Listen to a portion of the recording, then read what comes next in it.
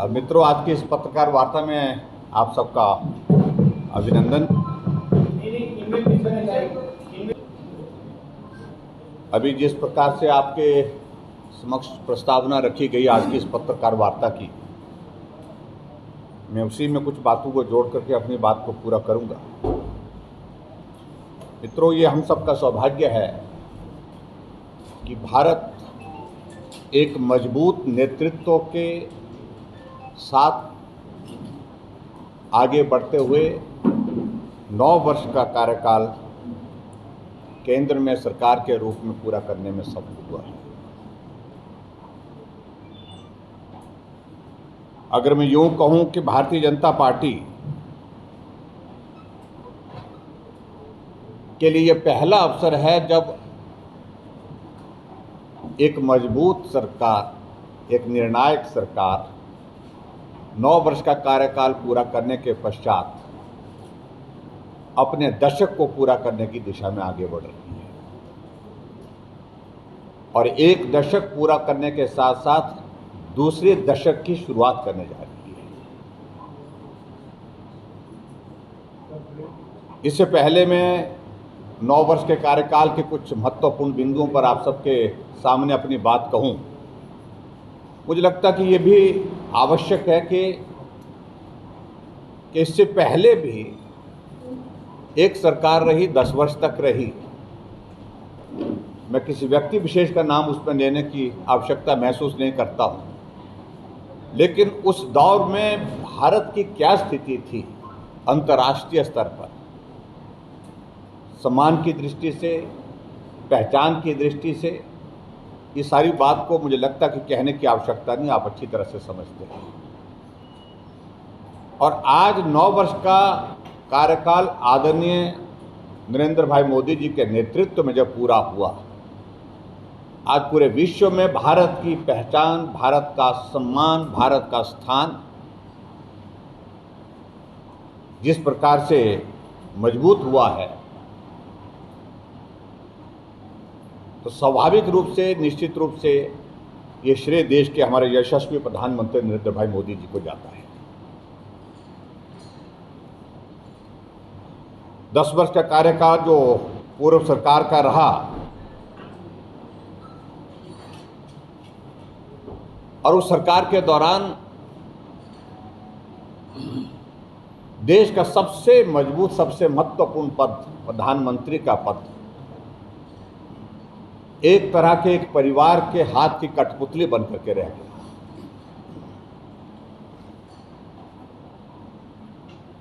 और भारत अपने पहचान को अंतर्राष्ट्रीय स्तर पर बनाने में सफल नहीं हो पाया।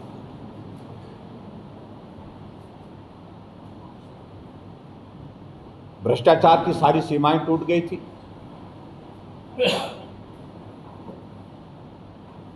$1,76,000 करोड़ रुपए के घोटाले, ऐसे घोटालों का जिक्र हुआ करता था। और उसके साथ साथ में देश में जो विकास की दृष्टि से जो कार्य होने चाहिए थे, उसमें भी बहुत ज़्यादा ग्रोथ नहीं आ पाई। अब महंगाई का कोई बात आप लोग नहीं करते, अब इस तरह से प्रेस वार्ता करते हैं। इतनी महंगाई बढ़ी है, ठीक है, हर घर में सिलेंडर पहुंचा है, लेकिन वो सिलेंडर कितने रुपए का हो गया? बेरोजगारी की बात आप लोग नहीं करते, कितने रोजगार दिए गए हैं? आज वही विषय आज जो विपक्ष है वो उठाता है, लगातार उठाता है, लेकिन उसका कोई जवाब नहीं होता। ठीक है, अंतर्राष्ट्रीय स्तर पर पहचान बढ़ी है, सबको दिख रही है, लेकिन जो राष्ट्रीय स्तर के ऊपर हो रहा है वो कहाँ है? ये देखिए, निश्चित रूप से जब महंगाई हो तो उसका इम्पैक्ट तो पड़ता है, समाज पर पड़ता है, लेकिन ये भी आप मान करके चलिए कि अगर महंगाई बढ़ी है तो लोगों की पेइंग कैपेसिटी भी बढ़ी है, साधन सुविधाएं भी बढ़ी है। हर दृष्टि से इस बात को भी हमको देखना होगा। और दूसरी बात मैं ये ज़रूर कहना चाहूँगा कि समाधान एक ही है कि मजबूत नेतृत्व देश को इस कठिनाई से भी निश्चित रूप से पार करने में सफल होंगे, और वो नाम है नरेंद्र भाई मोदी जी।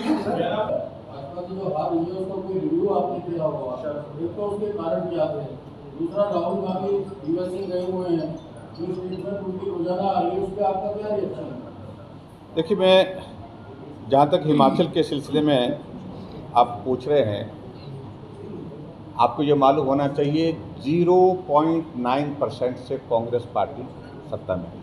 0.9%। हिमाचल के इतिहास में सबसे कम अंतर है ये जीत का किसी पार्टी का। 4%, 7%, 8%, 9% रहा करता है। और जो वोट के हिसाब से डिफरेंस मालूम कितना है? 36,000 वोट का डिफरेंस है कांग्रेस और बीजेपी के वोट। नंबर ऑफ सीट्स उनकी थोड़ी ज़्यादा आ गई।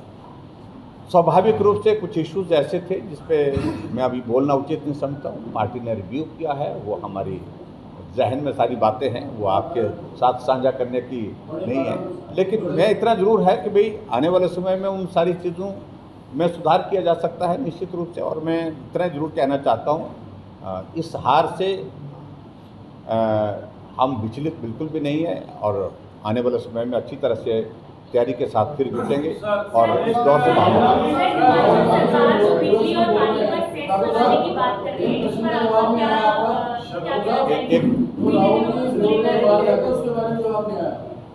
जी के बारे में एक धारणा तो बड़ी साफ जैसी है कि वो कुछ भी बोल सकते हैं, कहीं भी कुछ बोल सकते हैं।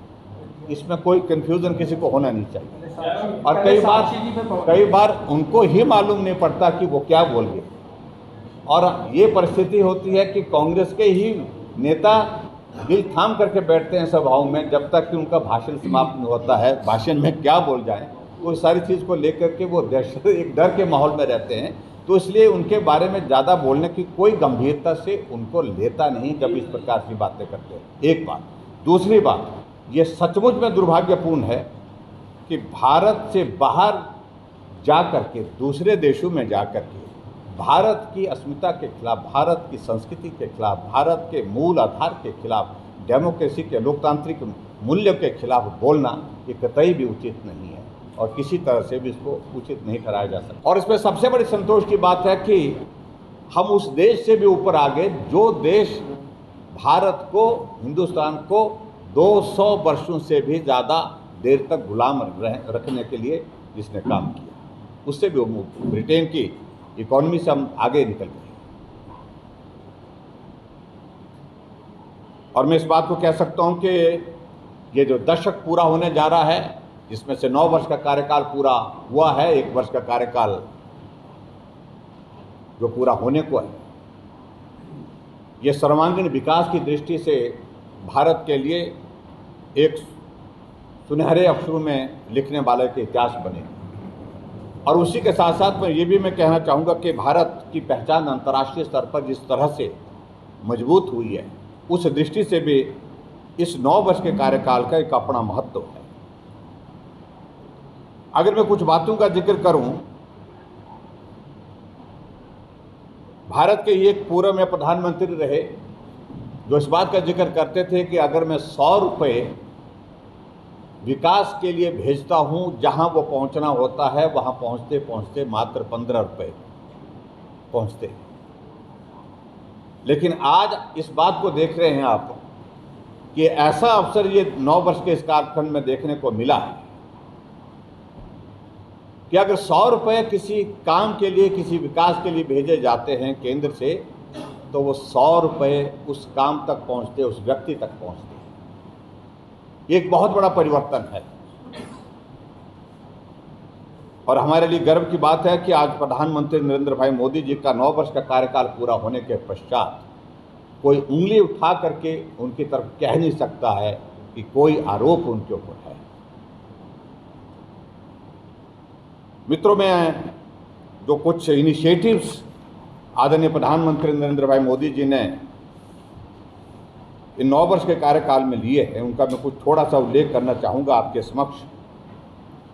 जब सरकार बनी 2014 में, एक आग्रह किया प्रधानमंत्री जी ने कि हर एक भारतवासी का खाता होना चाहिए, बैंक में होना चाहिए, अकाउंट होना चाहिए। और उस वक्त बहुत प्रयास का विषय भी कुछ लोगों ने बनाया।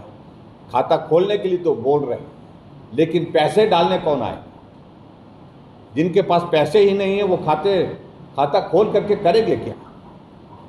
और आज हमारे लिए खुशी की बात है कि भारत में इन 9 वर्षों में 48 करोड़ 27 लाख खाते जनधन के अंतर्गत जो है पूरे देश भर में खुले, और उन खातों में अगर पैसे देखिए, उसका फैसला किसका? देखिए वाटर सेस का एक फैसला वर्तमान सरकार ने लिया, और सही मायने में तो यह है कि वो उसमें प्रदेश की आर्थिकी को मजबूत करने का तो एक विषय था, लेकिन उससे ज़्यादा पॉलिटिकल एक एजेंडा था कि हम बड़ा इनिशिएटिव ले रहे हैं। व्यवहारिक नहीं था, नहीं हो पाया है। केंद्र ने भी उसका संज्ञान लिया है, पड़ोसी राज्यों ने भी उसका संज्ञान लिया है, और ऐसे में मैं सिर्फ इतना ही कहना चाह रहा हूँ कि जिन राज्यों ने वाटर सेस के विषय में पहले भी निर्णय किए हैं उसके परिणाम बहुत सार्थक आए थे। कुछ लिटिगेशन में है और कुछ जो है मामले अभी तक उसमें कोई प्रोग्रेस उसमें हुई नहीं, और इसलिए इस सारे विषयों को लेकर मैं इतना ही कहना चाह रहा हूँ कि मुझे इसमें प्रदेश को भी कोई लाभ होता नहीं दिख रहा है। लेकिन इतना जरूर है कि दूसरे प्रदेश हरियाणा, पंजाब या जिनको हमारे यहाँ से पानी जाता है उस पर इसका इम्पैक्ट कोई बहुत ज़्यादा नहीं आने वाला।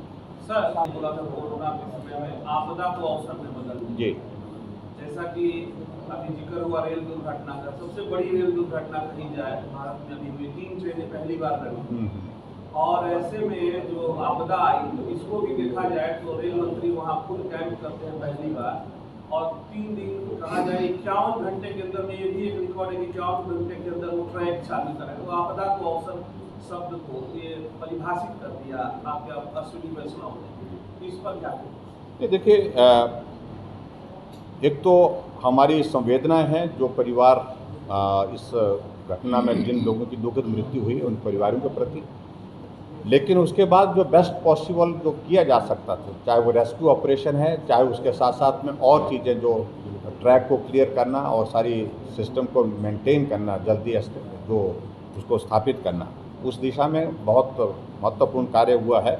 और अश्विनी वैष्णव जी जो हमारे रेलवे मंत्री हैं, उन्होंने रात दिन वहीं बैठ करके उस काम को मॉनिटर किया, उसके लिए मैं उनको बधाई भी देता हूँ। और निश्चित रूप से इस दिशा में एक प्रयास हुआ है कि अगर ऐसी घटना घटित होती है तो हम कितना जल्दी सारी सिस्टम को रिस्टोर कर सकते हैं, ट्रैक पर ला सकते हैं, ठीक है। उससे ज़्यादा पैसा उन खातों में जमा है। एक तो ट्रांसपेरेंसी, और उसके साथ साथ में भारत को एक नई दिशा देने में इस काम के माध्यम से सफलता आदरणीय प्रधानमंत्री जी को मिली। और इसी के अलावा एक और विषय को लेकर मैं जरूर कहना चाहता हूँ, कोविड का दौर आया, और कोविड के इस दौर के दौरान जो है बहुत बड़ा एक चिंता का विषय था, लेकिन प्रधानमंत्री नरेंद्र भाई मोदी जी ने एक बात को तय किया कि संकट बड़ा है, कठिन है, परिस्थितियां सरल नहीं है, लेकिन उसके बावजूद भी एक बात को सुनिश्चित किया कि भारत का कोई भी नागरिक भूखे नहीं सोना चाहिए। अच्छे कार्य हुए हैं और इसकी उपलब्धि को लेकर आप जनता के बीच आया। सबसे पहले तो आपको क्यों हार का सामना करना पड़ा? दूसरा, कर्नाटक में भी भाजपा को इतनी बुरी तरह से हार का सामना क्यों करना पड़ा इतने बड़े स्टारडम कैंपेन के बावजूद? दूसरा सवाल, जैसा कि आपने कई चीज़ों में देश को गिनाया कि नंबर 1 पर है, जनसंख्या में भी हम चीन को पछाड़कर नंबर 1 पर आ गए हैं। केंद्र सरकार क्या कर रही है, क्या सोच रही है जनसंख्या नियंत्रण को लेकर? और तीसरा सवाल, जैसा कि आपने बताया कि 74 नए इंटरनेशनल एयरपोर्ट्स बनाए गए हैं, इसके अलावा 4000 किलोमीटर नेशनल हाईवे बनाया गया, वंदे मातरम 20 चलाई गई हैं, वंदे भारत सॉरी, और ऐसे में इतना बड़ा ट्रेन हादसा हुआ, एक एंटी कोलिजन सिस्टम जो है वो नहीं लगाया गया। जो बाकी चीज़ें बन रही हैं, रोड हाईवेज को तवज्जो दी जा रही है, एयरपोर्ट्स को, रेलवे को क्यों इतना पिछड़ा हुआ है, रेलवे विभाग इतना क्यों पिछड़े हुए? देखिए, सबसे पहले तो जो पहला प्रश्न आपका है, इसका ये जैसे हमें हमेशा दूर से हम लोग एक आगे, और इस बात को दावे के साथ कह सकता हूँ, हिमाचल प्रदेश में अगर विकास की दृष्टि से अगर हम बात करें, कोई कंपैरिजन नहीं। लेकिन कई बार ऐसे इशू हो जाते हैं जिनके कारण आपका परिणाम प्रभावित होता है, और इसमें मैं जाना भी नहीं चाह रहा हूँ। हम लोकतांत्रिक व्यवस्था में रहते हैं, हम उसका सम्मान करते हैं, और लेकिन मैं इतना जरूर कह रहा हूँ कि अभी 5 महीने हिमाचल प्रदेश सरकार को बने हुए, कांग्रेस की सरकार को बने हुए, जो 5 महीने में पिछले 5 वर्ष की जो सरकार भाजपा की रही है उसको विकास कर रहे हैं। उस जमाने में काम होता था, विकास होता था, हर तरफ विकास होता था, सारा विकास होता था। और इसलिए चुनाव के परिणाम के प्रभाव से हम नहीं काम करते। हमारा लक्ष्य है देश के लिए अच्छा काम करना, प्रदेश के लिए अच्छा काम करना, भाव के साथ आगे बढ़ना। और दूसरी बात जो आपने जनसंख्या पॉपुलेशन ग्रोथ का जो जिक्र किया कि किस कदर बढ़ रही है, स्वाभाविक रूप से ये चिंता का विषय है ही है। लेकिन फिर भी उसके बावजूद पॉपुलेशन ग्रोथ होने के बावजूद भी भारत की इकोनॉमी में उसका कदर इम्पैक्ट नहीं है कि इकोनॉमी जो है वो उस पर प्रभावित हो रही है। मैंने कहा कि अमेरिकी इकोनॉमी वर्ल्ड इकोनॉमी में हम पहुँचे हैं, लेकिन ये निश्चित रूप से चिंता का विषय है और निश्चित रूप से राज्य के नेतृत्व के समस्या है। इसका क्या रास्ता मिल सकता है कि आदरणीय मोदी स्वयं अपने आप इस बात को लेकर के आने वाले समय में। तीसरी बात आपने जो ट्रेन का जिक्र किया, देखो टेक्नोलॉजी और सुविधाओं की दृष्टि से देश को आगे बढ़ना है। हम इस भाव के साथ नहीं जा सकते कि घटना घटित हो गई तो हमको काम करना छोड़ना, काम करना बंद करना। ठीक है, सारी चीज़ कनेक्टिविटी बहुत इम्प्रूव हुई है, by road connectivity, national highway के माध्यम से, 4 लेन के माध्यम से, सुपर हाईवे के माध्यम से, और बाई रोड कनेक्टिविटी के साथ साथ में रेलवे कनेक्टिविटी में बहुत बड़ी इंक्रीज हुई है, बाई एयर कनेक्टिविटी में बहुत बड़ी जो है उसमें इंक्रीज हुई है और इम्प्रूवमेंट हुई है।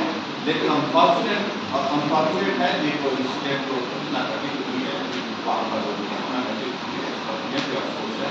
और आदरणीय प्रधानमंत्री जी व्यक्तिगत रूप से वहाँ पर जा करके भी परिवार वालों को और जो भाई मिले हैं और जो कॉम्पनसेशन देने के बाद वो भी और उसके साथ साथ वहाँ हाई लेवल पर मीटिंग कॉन्स्टिट्यूट करके इन्वेस्टिगेशन की प्रोसेस शुरू होती है। जहाँ तक आप कह रहे हैं कि उसमें जो इक्विपमेंट जो एविडेंस लगे थे, जो मिसिंग थे, सारी चीज़ को लेकर के इन्वेस्टिगेशन का प्रोसेस है, विषय है और सारी चीज़ को लेकर के इतना जल्दी हमको किसी कम मतलब हम सुनना कम क्या ये मुझे कहना है कि भी उसके बावजूद कठिनाइयाँ मुश्किलें रहेंगी तो भी देश को आगे बढ़ाने की काम करें। अंतर्राष्ट्रीय स्तर पर